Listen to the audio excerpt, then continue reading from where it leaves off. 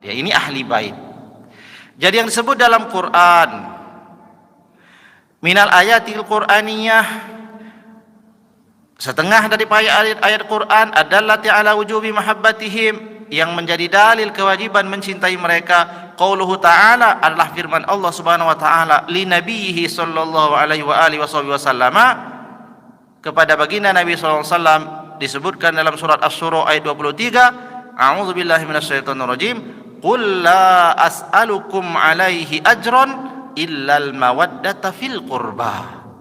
Katakanlah olehmu wahai Muhammad, ini firman Allah yang begitu tegas, katakan olehmu wahai Muhammad kepada seluruh umat, la as'alukum alaihi ajran, aku, kata Nabi, sama sekali tidak meminta upah atas usaha dakwah yang aku sampaikan, atas usahaku menyelamatkan manusia dari neraka, atas usahaku yang penuh dengan rintangan, penuh dengan suka duka, sehingga Islam ini menyebar ke seluruh dunia. Kita diselamatkan Allah Subhanahu wa taala daripada menyembah berhala, daripada menyembah ruh-ruh dan lain sebagainya itu.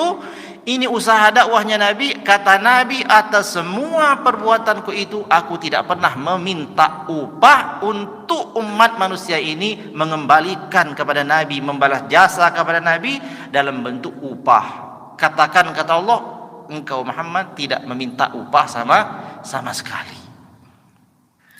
Illal mawaddata fil qurba, kecuali yang aku minta, kata Nabi, hanya satu saja. Apa satu itu? Al mawaddata fil qurba, kamu memperhatikan, mencintai dan menyayangi keluargaku. Siapa? Keluargaku, kata Nabi. Nah, ini tegas perintah Allah Subhanahu wa taala, sehingga wajiblah atas umat Islam itu mencintai keluarganya Nabi. Cukuplah orang tersebut dikatakan sebagai orang yang ingkar dan tidak bisa dipercaya keimanannya bila ada di dalam hatinya kebencian sedikit saja kepada ahli baitin Nabi sallallahu alaihi wa alihi wasallam. Jadi dimanapun kita bertemu dengan ahli bait, yang namanya para habaib, yang pertama di hati kita bahwa kita wajib mencintai dan memperhatikan mereka itu, karena ini merupakan keturunan baginda Nabi dan merupakan perintah Allah Subhanahu wa taala sebelum kita melihat perbuatannya apa. Jadi secara zat manusianya, di dalam tubuhnya mengalir darahnya Nabi, tidak pandang bulu, semua mereka itu harus kita sayangi di dalam hati kita, harus kita ta'zimi, dan tidak boleh ada kebencian sedikit pun di dalam hati kita. Kenapa? Karena mereka adalah warisan baginda Nabi sallallahu alaihi wa alihi wasallam. Maka bagi kita yang aktif umpamanya di sosial media, kadang-kadang kita itu menonton TV, kadang-kadang kita ini melihat video di YouTube, ada banyak macam-macam, karena para habaib itu juga memiliki berbagai macam daripada sifat-sifat yang berbeda-beda dari segi cara mereka berdakwah, dari sisi mereka menyampaikan pendapat. Karena walaupun mereka adalah keturunannya Nabi, mereka juga manusia biasa, ada yang alim, ada juga yang awam daripada sisi ilmu agama. Tetapi sebelum kita melihat itu semuanya, mereka adalah anak cucunya Nabi, dalam darahnya ada darahnya Nabi. Nabi SAW menegaskan bahwa Nabi sama sekali tidak minta upah dalam dakwahnya Nabi, kecuali hanya satu, Nabi minta kepada kita semua ini untuk sayang dan berhormat pada keturunannya Nabi sallallahu alaihi wasallam. Nah, sebelum kita hormat, karena itu merupakan kewajiban kita sebagai perintah Allah,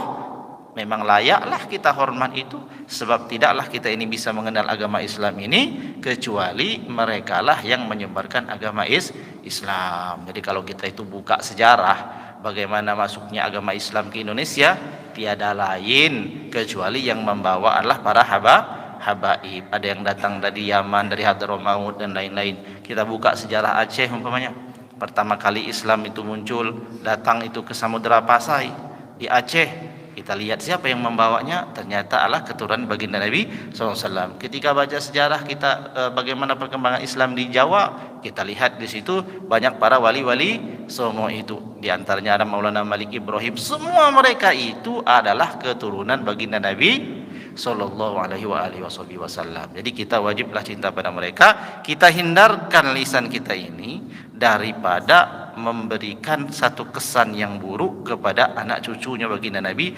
Sallallahu alaihi wasallam. Perkara mana di antara mereka para habaib itu yang menjadi panutan kita, itu adalah hak kita untuk ikut pada yang mana cara dakwah orang masing-masing itu. Tapi terlepas daripada itu, di hati kita ada rasa cinta kepada seluruh keluarga Nabi Sallallahu alaihi wasallam. Nah, ini ayat Quran yang pertama. Yang kedua,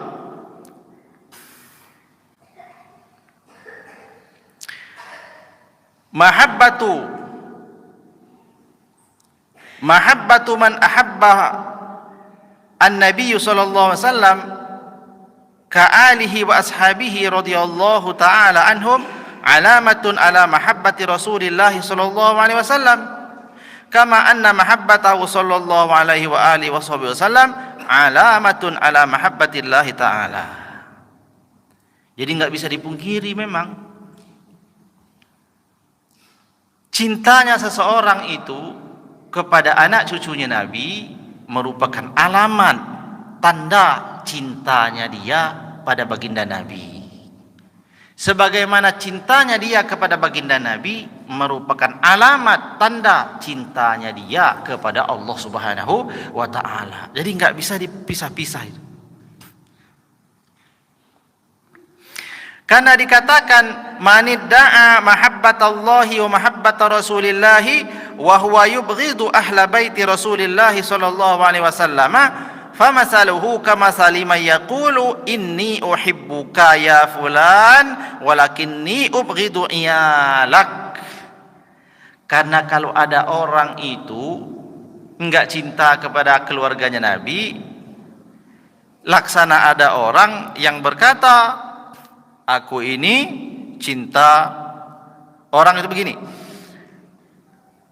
barang siapa yang mendakwa dirinya, mengklaim dirinya cinta kepada Allah dan cinta kepada Rasul, tetapi dia benci kepada keluarganya Nabi, maka seumpama orang yang begini ini seperti orang yang berkata kepada seseorang, ini uhibbuka fulanan, ya sesungguhnya aku ini sangat mencintaimu duhai fulan. Umpamanya ada seorang berkata dengan kekasihnya, aku sangat mencintaimu duhai siapa gitu, tetapi aku benci sama seluruh keluargamu. Nah, kira-kira gimana perasaan orang yang kita cintai itu? Ada orang yang sangat kita cintai, dipuji-puji luar biasa, enggak ada lagi pujian kecuali pujian untuknya, lalu berkata dia dengan tulus di hatinya, aku sangat mencintaimu, tetapi aku benci sama seluruh keluargamu, sama bapakmu, sama makmu, sama adik anak. Kira-kira orang itu mau enggak menerima cintanya? Tentu tidak. Demikian pula lah kata para ulama, orang yang mengaku cinta pada Allah dan Rasul tapi tidak cinta pada keluarganya Nabi. Sebab itu perintah Allah dan memang hanya itu yang diminta Nabi. Lebih dari itu lagi, Nabi SAW bersabda, taraktu fikum amroini. Di akhir-akhir umurnya baginda Nabi itu, menjelang kewafatan Nabi itu, Nabi bersabda, taraktu fikum amroini, telah aku tinggalkan untukmu dua perkara. Lan tadillu abada, selama-lamanya kamu enggak akan pernah tersesat, selama-lamanya. In tamassaktum bihima, selama kamu berpegang teguh kepada keduanya, yakni warisannya itu. Kitaballahi wa sunnata rasulih, kitabnya Allah yakni Al-Quran dan sunnahnya baginda Nabi, yakni para hadis-hadis Nabi, hadis-hadis baginda Nabi yang telah dikumpulkan oleh para ulama, yang sampai hari ini ada itu. Jumlah seluruh hadis Nabi itu ya jutaan hadirin, tapi yang terjaga mungkin hanya maksimal sampai pada 400.000 lah hadis Nabi di dunia ini sekarang. Mungkin hanya 500.000 itu yang tercatat, 400.000-an. Aslinya ya jutaan. tetapi yang sampai riwayatnya diriwayatkan oleh para ulama dan ditulis dalam kitab-kitabnya mungkin 400 ribuan atau bahkan nggak sampai. Jadi itu warisannya Nabi. Selama-lamanya kata Nabi, selama kamu berpegang teguh kepada keduanya, kitab Allah, yakni kitab suci Al-Quran ini, yang kedua sunnahnya Nabi, hadis-hadis Nabi, selama kamu berpegang teguh kepada keduanya, kata Nabi, kamu tidak akan pernah tersesat selama-lamanya. Nah sekarang kita ini punya Quran. Oh punya. Punya kitab hadis, katakanlah punya. Lalu mau kita apain untuk Quran sama hadis? Quran sama hadis itu mau kita apakan? Hadis ini ditujukan kepada khalayak umum, kepada semua orang yang mendengar. Katakanlah hari ini kita juga mendengar itu, dan kita menjadi pewaris juga. Kita mewarisi Quran, kemudian kita mewarisi sunnah Nabi, yakni hadis-hadis Nabi. Ditumpuk di hadapan kita Al-Quran 30 juz, ditambah seluruh kitab hadis di hadapan kita. Lalu kita disuruh nyari hukum. Ditanya kita, Pak, bagaimana hukumnya kalau ada orang punya anak satu, ya, kemudian punya istri satu, punya anak perempuan satu, lalu meninggal dunia. Ini bagian emaknya berapa? Bagian anak laki-lakinya berapa? Bagian daripada anak perempuannya berapa? Karena kita diwarisi Nabi Quran 30 juz sama hadis yang 400 ribu ditumpuk di hadapan kita, lalu orang tanya bagaimana hukumnya dan berapa pembagiannya. Kira-kira kita bisa nggak menyimpulkannya? Nggak bisa. Yang bisa hanya ulama. Maka ini hadis berlaku bagi para ulama yang bisa menyimpulkan isinya Quran dan isinya hadis. Manfaatnya bagi mereka benar-benar menyelamatkan. Ketika Nabi SAW mengatakan, taraktu fikum amroini lan tadillu abada in tamassaktum bihima, kitab Allah wa sunnata Rasul. Kutinggalkan, kata Nabi, 2 perkara saja. Aku tidak meninggalkan harta, benda, emas, perak, permata. Tidak, hanya 2, Quran, hadis. Maka kamu tidak akan pernah sesat selama-lamanya kalau kamu berpegang teguh kepada keduanya. Lalu para ulama selamat karena mereka mampu menyimpulkan perkara yang menjadi ajaran dalam Quran dan hadis itu. Nah orang awam bagaimana caranya? Ternyata Allah SWT itu mengetahui bahwa orang awam tidaklah semuanya paham tentang yang namanya Quran dan hadis. Ada lagi lah Nabi setelah itu menyampaikan hadisnya selanjutnya. Apa hadis Nabi itu? Taraktu fikum mustaqalain. Apa kata Nabi? Aku tinggalkan untukmu 2 perkara yang berat. In tamassaktum bihima lan tadillu abada. Selama-lamanya kamu tidak akan pernah tersesat. Selama-lamanya tidak akan pernah tersesat selama kamu berpegang teguh kepada keduanya. Apa itu? Kitab Allahi wa intrati ahla baiti. Kitabnya Allah Al-Quran, dan aku tinggalkan untuk kamu sekalian anak cucuku, yakni ahli baitin Nabi. Bagi ulama mampu ia mengambil pelajaran dan menyimpulkan cara hidup dari Quran dan hadis. Bagi orang awam enggak perlu itu, cukup buka matamu lebar-lebar, perhatikan perilaku keturunanku, keturunan yang masyhur sebagai ulama dan panutan. Siapa gitu? Kalau di dunia itu sekarang yang paling terkenal, yang besar itu ada Habib Umar bin Hafiz di Yaman, ada Habib Zain bin Smith yang ada di Madinah, ada juga Said Muhammad bin Alwi Al-Maliki yang ada di Mekah. Dilanjutkan juga dengan siapa lagi? Anaknya Said Ahmad bin Muhammad bin Alwi Al-Maliki yang ada di kota Mekah, dan ya yang ada di kota Mekah. Di Indonesia di antaranya banyak para habib yang masyhur sebagai ulama dan panutan. Bagi ulama bisa melihat pelajaran tentang apa yang akan dilakukan selama hidup biar selamat, memang mengistinbat sendiri dari Quran dan hadis. Bagi orang awam lihat dan buka mata lebar-lebar seperti apa perilaku keluarganya Nabi. Itu sudah dijamin Nabi selamat. Jadi kita ikuti jalurnya mereka itu. Berdakwah dengan lemah lembut, yang disampaikan adalah ilmu, nasihat-nasihat yang sanadnya bersambung kepada keluarganya, sehingga kita melihat bahwasanya orang yang berpegang teguh kepada ahli baitin Nabi itu tentu adalah orang yang selamat hidupnya di dunia, insyaallah di akhirat. Nah, ini kepentingan kita dalam mencintai daripada ahli baitin Nabi.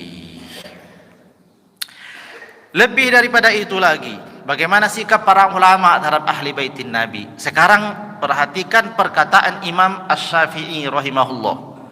Ketika Imam Syafi'i itu, bagaimana beliau menyanjung tentang ahli bait, beliau mengeluarkan syairnya. Apa syair Imam Syafi'i yang terkenal itu? Ya ahla baiti Rasulillahi hubbukum fardun minallahi fil Qur'ani unzalah. Wahai ahli baitin Nabi, mencintaimu semua adalah kewajiban dari Allah di dalam Quran yang Allah turunkan. Kafakum min azimil qadri annakum man lam yusalli alaikum la salata lahu. Cukup bagiku, bagi kami akan meyakini keagungan kamu semuanya dengan tidak adanya solawat kepada kalian semuanya, solat kami menjadi tidak ada. Apa maksudnya ini? Solawat kepada ahli baitin Nabi dalam solat merupakan perkara yang harus dibaca. Bila tidak dibaca, tidak ada solat bagi orang itu. Dalam tasahud kita membaca Allahumma salli ala Sayyidina Muhammad wa ala ali Sayyidina Muhammad. Membuang keluarga Nabi dalam solat, tidak ada solat bagi orang tersebut. Dalam qaul daripada Imam Syafi'i yang qadim, beliau menyatakan tidak sah solat orang itu kalau tidak ada solawat kepada keluarga Nabi. Dalam qaul jadid, perkataan yang baru, beliau mengatakan tidak sempurna. Walhasil, keluarga siapa yang disebut dalam solat? Padahal solat itu merupakan penyembahan kepada Allah Subhanahu wa taala, tiada lain keluarganya Nabi yang disebut dengan ahli baitin Nabi. Allahumma salli ala Sayyidina Muhammad wa ala ali Sayyidina Muhammad. Setiap kita baca salawat yang disebut ali itu artinya keluarga. Ya Allah, sampaikan salat dan salam kepada baginda Nabi SAW wa ala ali Sayyidina Muhammad, dan kepada seluruh keluarganya Nabi. Mana keluarganya Nabi? Mulai daripada Sayyidatina Fatimah Zahra sampai kepada Imam Hasan dan Husain, sampai hari kiamat yang punya darah keturunan Nabi disebut ahli baitin Nabi sallallahu alaihi wasallam, dan mereka itu mendapatkan solawat dari seluruh umat manusia sampai akhir zaman. Jadi kata Imam Syafi'i, cukup bagi kami melihat akan keagungan ahli bait itu dengan dijadikannya menyebut mereka dalam solat sebagai syarat solat. Nah, jadi sekarang di hati kita itu, setiap kita lihat ada Habib, di hati kita ada cinta. Lihatlah itu, ada darahnya Nabi, mesti ada cahaya Rasul di situ. Maka kita lihat para Habib itu, masya Allah, beda kita dengan lihat selain daripada ahli baitin Nabi. Memang ada kekhususan kita pandang. Yang pertama, karena memang hati kita ini sudah cinta siapapun mereka, kita melihat, maka ada cahaya pada wajah mereka. Mereka berdakwah dengan lemah lembut, betapa ajaran mereka telah masuk ke relung hati daripada setiap manusia. Itu Imam Syafi'i berkata tentang ahli bait. Sekarang bagaimana imam daripada Sayyidina Abu Bakar As-Siddiq? Jadi supaya kita ini melihat bahwa yang cinta ahli bait itu yang diperintahkan itu bukan hanya kita akhir zaman, tapi daripada sahabat terdahulu. An Abi Bakr As-Siddiq radhiyallahu anhu mauqufan alaihi annahu qala. Ini adalah hadis riwayat Imam Bukhari. Sayyidina Abu Bakar As-Siddiq berkata, irqubu Muhammadan sallallahu alaihi wasallam fi ahli baitihi. Dekati olehmu, kalau kamu mau tahu caranya biar dekat di hati Nabi, biar disayangi Nabi, caranya lewat keluarganya Nabi. Kamu sayang kepada keluarganya Nabi, maka Nabi juga sayang kepadamu. Kemudian Sohaan Abi Bakrin radhiyallahu anhu, telah sahih riwayat daripada Sayyidina Abi Bakar radhiyallahu anhu annahu qala, bahwa Sayyidina Abu Bakar berkata, li aliyin karramallahu wajhahu. Jadi Sayyidina Abu Bakar itu sahabatnya Nabi yang imannya paling kuat. Dikatakan andainya imannya Abu Bakar ditimbang dengan imannya seluruh manusia dari zaman dulu sampai hari kiamat, itu lebih berat imannya Abu Bakar. Kira-kira gimana nih imannya Abu Bakar As-Siddiq? Kalau imannya Abu Bakar As-Siddiq sahabat Nabi yang paling pertama masuk Islam, yang setia menemani Nabi dalam gua, ketika Nabi itu tidur di pangkuan Abu Bakar As-Siddiq ini digigit oleh kalajengking yang berbisa, yang menyebabkan rasa sakit yang luar biasa. Tetapi beliau tidak mau menggerakkan badannya karena takut Rasulullah yang sedang lelah tertidur itu terbangun. Rasulullah terbangun itu karena tetesan air matanya Sayyidina Abu Bakar As-Siddiq. Jadi Rasulullah tidur di pangkuan Sayyidina Abu Bakar, digigit kalajengking, ditahan tidak mau bergerak sama sekali karena cintanya pada Nabi. Jangan sampai Nabi bangun, karena sakit, menahan sakit yang tidak tahan itu sampai keluar air matanya menetes pada pipi Nabi. Maka Nabi bangun. Ketika Nabi bangun ditanya, bagaimana, kenapa? Ternyata ada kalajengking yang menggigit. Begitu cintanya siapa? Abu Bakar As-Siddiq kepada Nabi. Kemudian pada saat Nabi itu dari Isra Mi'raj pulang, orang pertama kali yang percaya ketika seluruh manusia belum ada yang percaya, dia yang percaya. Namanya Sayyidina Abu Bakar As-Siddiq. Maka keimanan Abu Bakar bila ditimbang dengan keimanan seluruh makhluk, kalah keimanan seluruh makhluk itu. Bayangkan seluruh makhluk itu dihitung. Sahabat Rasulullah saja yang tertulis itu 10.000. Yang semua dijamin masuk surga itu 10.000. Semua yang tercatat itu sahabat Nabi 10.000. Ditambah ulama selanjutnya ada tabi'in, tabi'in, para imam-imam semuanya yang kita baca kitab-kitab sampai pada nanti akhir zaman. Semua orang-orang soleh ditimbang imannya kalah dengan satu iman manusia namanya Abu Bakar As-Siddiq. Bagaimana Sayyidina Abu Bakar As-Siddiq? Sayyidina Abu Bakar As-Siddiq berkata kepada Ali itu menantunya Nabi, Ali karramallahu wajhah. Apa perkataan Sayyidina Abu Bakar As-Siddiq? Wallazi nafsi biyadihi, demi zat yang diriku ini berada di dalam genggaman kekuasaannya, la qarabatu Rasulillah sallallahu alaihi wasallam ahabbu ilayya an asila min qarabati. Aku menyambung silaturahim dengan keluarganya Nabi lebih aku cintai ketimbang aku menyambung silaturahim dengan keluargaku sendiri. Jadi memang seperti itulah, daripada tingkat keimanan orang itu dilihat bagaimana kecintaannya kepada ahli baitin Nabi. Nah, yang terakhir Imam Ahmad bin Hanbal. Kanal Imam Ahmad bin Hanbal, adalah dahulu Imam Ahmad bin Hanbal kharij minal masjid, keluar daripada masjid, ma'atala mizatihi, bersama para murid-muridnya, wa atba'ihi fi jam'i azim, dan pengikutnya Imam Ahmad dalam jumlah yang besar. Imam Ahmad keluar masjid diikuti para santrinya dalam jumlah yang besar mau keluar masjid. Falamma wasala ila al-babi waqaf, maka sampailah Imam Ahmad di depan pintunya masjid mau keluar itu, tiba-tiba dia berhenti dan diam. Wa idza bisabiyyin saghirin min ahlil baiti, disebabkan di situ ada anak kecil, anak yang masih kecil, tetapi anak yang masih kecil itu adalah dari keluarganya Nabi, keturunannya Nabi sallallahu alaihi wasallam. Faqala al-Imam Ahmad, maka Imam Ahmad berkata, taqaddam ya Maulana. Nih bayangkan ini, Imam Ahmad menyebut mereka yang masih kecil itu, nama sobiyin, belum baligh, masih kanak-kanak, masih anak main-main itu, barangkali seperti baru mau belajar jalan gitu. Kemudian lewat dekat Imam Ahmad. Imam Ahmad mengatakan, hayo berjalan duluanlah engkau wahai Maulana. Maulana itu, maka ada sebutan Maulana, orang yang mulia. Faqala, kemudian berkata Imam Ahmad, inna hadzal walad syarifun min ahlil bait la astati'u an ataqaddama alaihi. Ini anak kecil yang mulia ini adalah keluarganya Nabi. Aku selama-lamanya tidak akan pernah mampu berjalan lebih dulu daripada mereka. Jadi adabnya begitu, ada Habib, kita di belakang.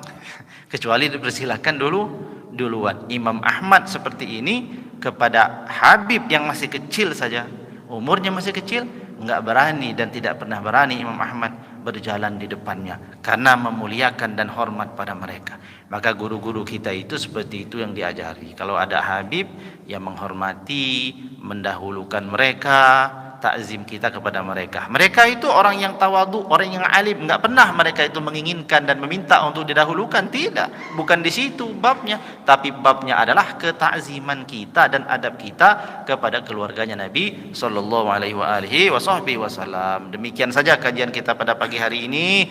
Mudah-mudahan manfaat, mudah-mudahan ini menambah kecintaan kita kepada keluarganya Nabi. Semoga dalam hati kita ketika kita membaca sholawat itu yang terbayang di hati kita ya mereka para keluarga Nabi. Apapun yang terjadi kita itu mesti dalam hati kita membela dan menyayangi mereka. Mudah-mudahan dengan kita mencintai semampu kita mencintai keluarganya Nabi, Nabi SAW juga mencintai kita, menjadi sebab kita diberikan daripada syafaatnya baginda Nabi sallallahu alaihi wasallam. Nah, demikian yang bisa saya sampaikan.